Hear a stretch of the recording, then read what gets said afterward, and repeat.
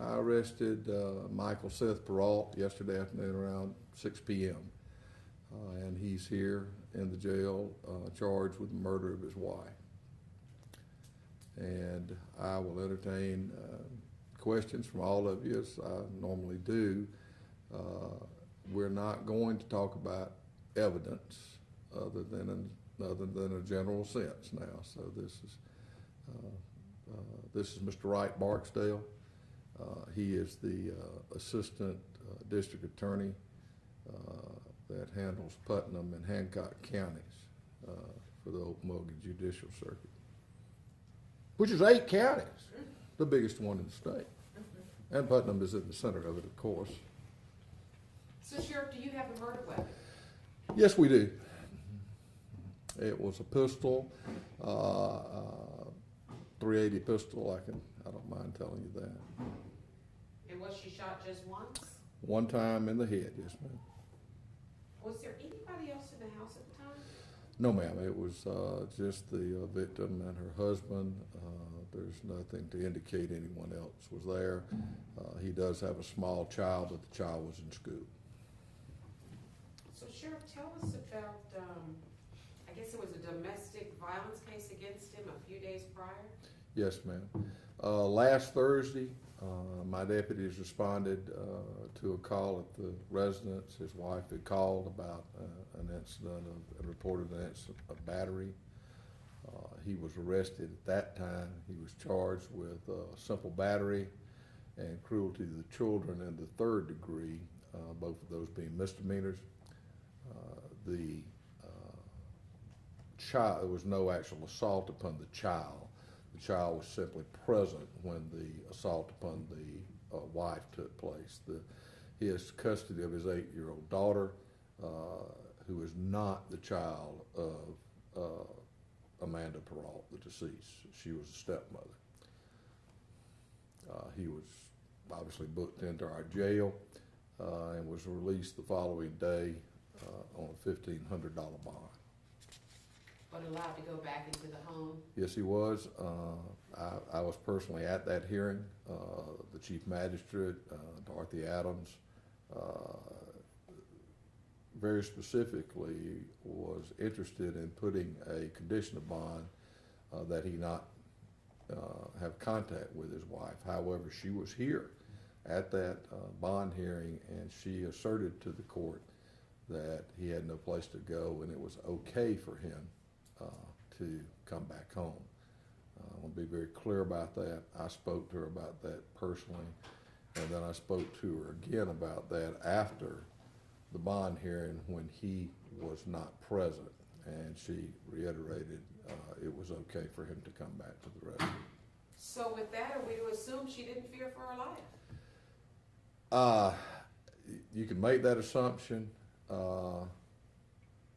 And the reason I did talk to her again is because I could sense some reluctance, you know what I'm saying? But that's what she said, yes.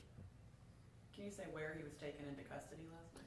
Yes, we arrested him at his sister's, what I understood to be his sister's home. And it's a social circle address, but it's in Newton County.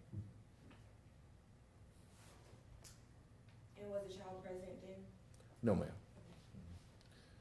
It's my understanding that his daughter is with her maternal grandparents. But he had custody of her. He did. Maternal grandparents. Well, I mean, Sheriff, your heart breaks when you hear about a domestic call right before and the woman ends up dead. Yes, ma'am, and that's why, and let me again say, that's why the chief magistrate very specifically addressed the late Mrs. Peralt about that issue, very specifically, and like I said, so did I. And then again, you know, obviously this is a terribly tragic event, and but this is not an unusual event, unfortunately, in our society. Any message to victims of domestic violence out there? Well, sure. The law, you know, let me say this. Any restraining order, any temporary protective order, anything like that is not going to absolutely ensure that something isn't gonna happen. But it is a tool that law enforcement has, and the courts have to protect victims. And if you're in a situation of domestic violence, and we're looking into this relationship from a long-term standpoint now. But if you're in that, get out of it and utilize the laws and things that are available to you. And but it's an unfortunate cycle. This is not the first one of these I've been involved in. How long have they been married? I don't know the exact dates. It's my understanding they've been married a couple of years, but it had a relationship for far longer than that. Now, you said you're looking into the relationship, any past run-ins? Obviously, we'd be doing that in any case. This is nothing. Can you comment on what, special. I'm sorry, I didn't hear you. Can you comment on what took it from suspicious to actually becoming an arrest? Evidence.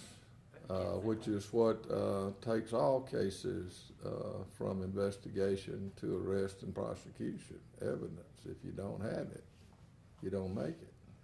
And this was a scene that was very suspicious to me the minute I saw it. And but you have to gather evidence, and we did.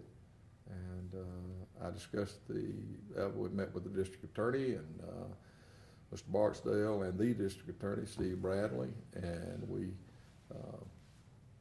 went over the evidence in depth and discussed the situation and what we would do or what I might do or what I might not do and things of that nature, and made the decision that it was time to make an arrest. Did he call 911? He did not. He called the Eatonton police chief, who in turn called me while he still had him on the line. Sure. What was his demeanor in that hearing or after the domestic violence? He complains of back pain. He had back pain? That's what I'm saying. If you want to know what his demeanor was during the hearing, that was his demeanor. What was the source of the back pain? He says that he's had disc problems in his back. I don't know. I have no knowledge of that. He saw the jail physician this morning, but obviously I can't talk about his medical records. Sheriff, just to expound a little bit more about the bond that was talked about when it first happened with his arrest. It's my understanding that his wife actually went on his bond. Did she do that? No, sir. Do you know who did go on the bond? His bond was made by Don Johnson Bonding Company, a commercial bail bondsman. I mean, that's what our records indicate, okay? Okay. Officially, that's what the records are. That's the bond we received, and that's the bond we forwarded to the court along with the warrants and other associated documents. Was the gun his state-issued gun, like from the No, police department? no, ma'am, it was not. Did he have any remorse after that domestic violence case? Well, obviously, ma'am, I can't remember what he said at that bond hearing, you know what I'm talking about, but he was very distraught when we arrived there Wednesday, I can tell you that. I mean, but as to his state of mind, I really can't elaborate other than what was obvious, that I saw. Is he expressing any regret? He asserted his right to remain silent when he was arrested. Is he being, since he's a police officer, I know that you guys take extra precautions or whatever and that kind of thing when someone has been arrested or whatever in their law enforcement.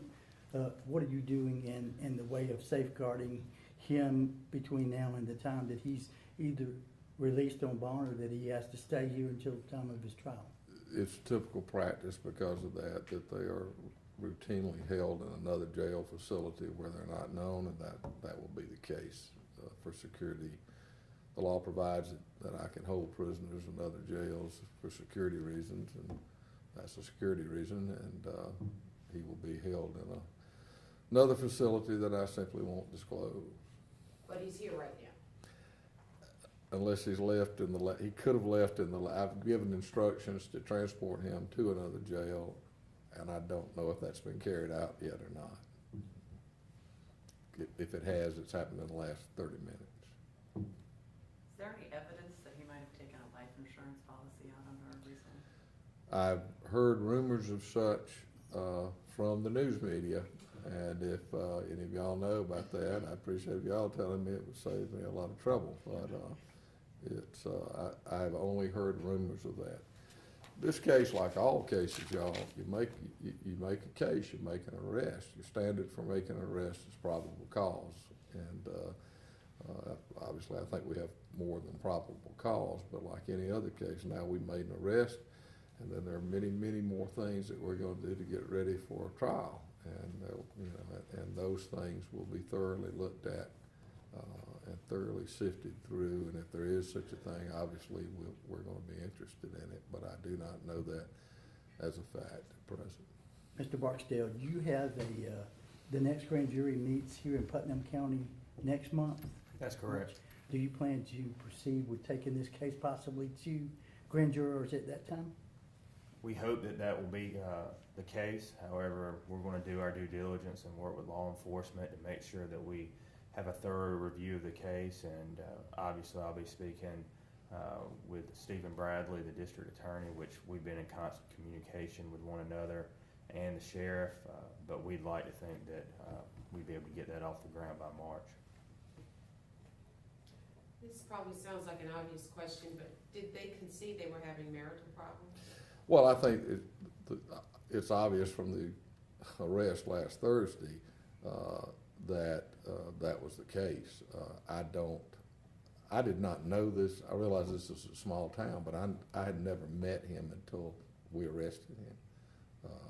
I realize the Eatonton Police Department's right here. It's the only police department in Putnam County, but I didn't know him, and there was no history here reported to us. And how long have they been here? The house was purchased in November of 2018. And where did they come from? According to his employment, he actually applied for, the only reason I know this, he applied for a job here. And according to that, the address at that time was in Walton County. Do you know of any other arrests that the suspect might have been engaged in? Yes, but I'm not going to elaborate. I won't elaborate on those at this time. Were those misdemeanor arrests Yes. or were they felony? Yes, and they were not domestic. So it's okay to have misdemeanor arrest and be hired in law enforcement? This man did not work for the Putnam County Sheriff, and a misdemeanor arrest and a misdemeanor conviction does not prevent you from being a peace officer in the state of Georgia. It doesn't prevent you from being the governor of the state of Georgia. The only office I know that you can't hold is if you've got a misdemeanor conviction for a crime of moral turpitude. You can't be sheriff. You can be governor. You can be mayor. You can be chairman of the county commission, but you can't be sheriff. So there is no preclusion of that by law. But I can't answer the hiring policies other than anybody other than my own. I can answer a legal question of that nature, but I can't answer those questions. How long had he been with Eatonton PD? I think it was sometime around November.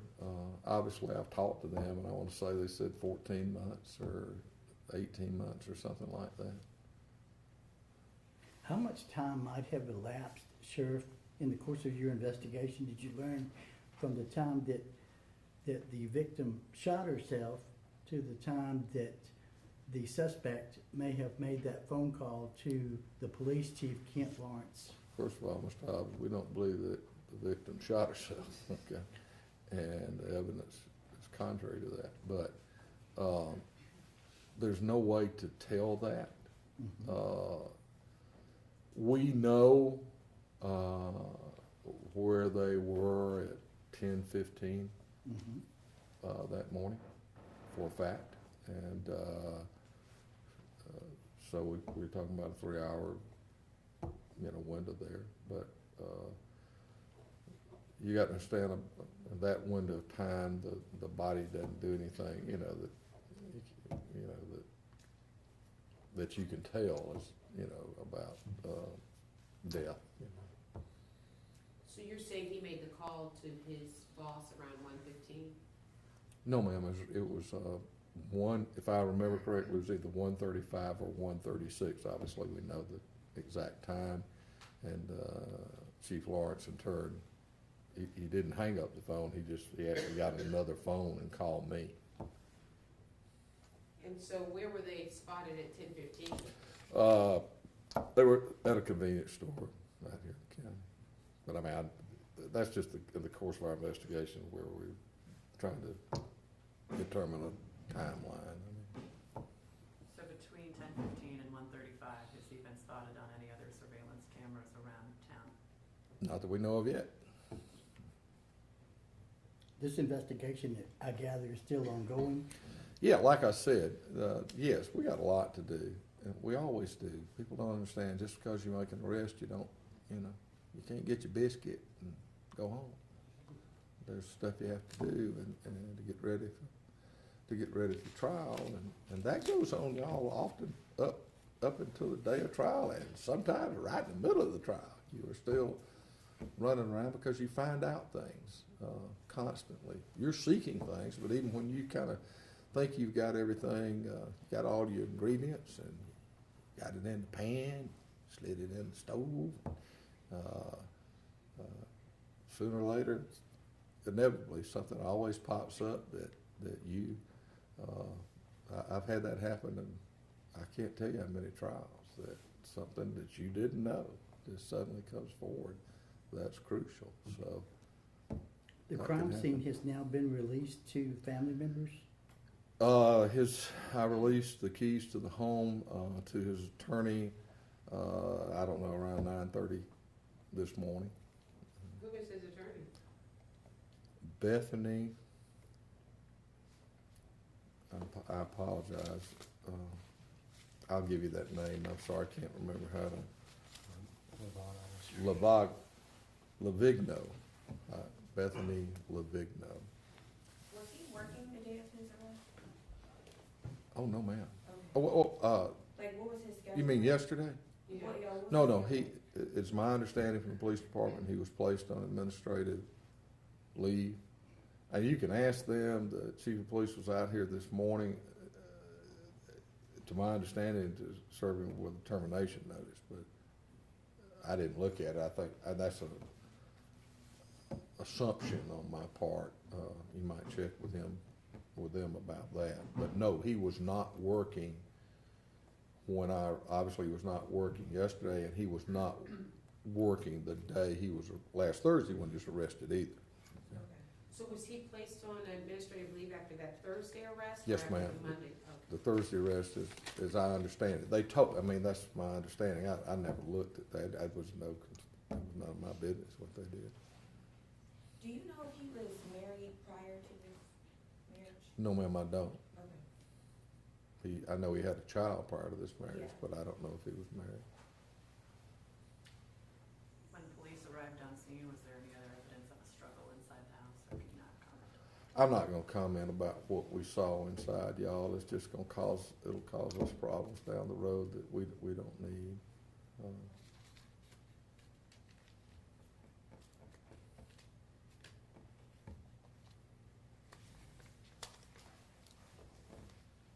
Do you think he felt like he was above the law? No, ma'am. This man's not been a police officer very long. You know what I'm saying?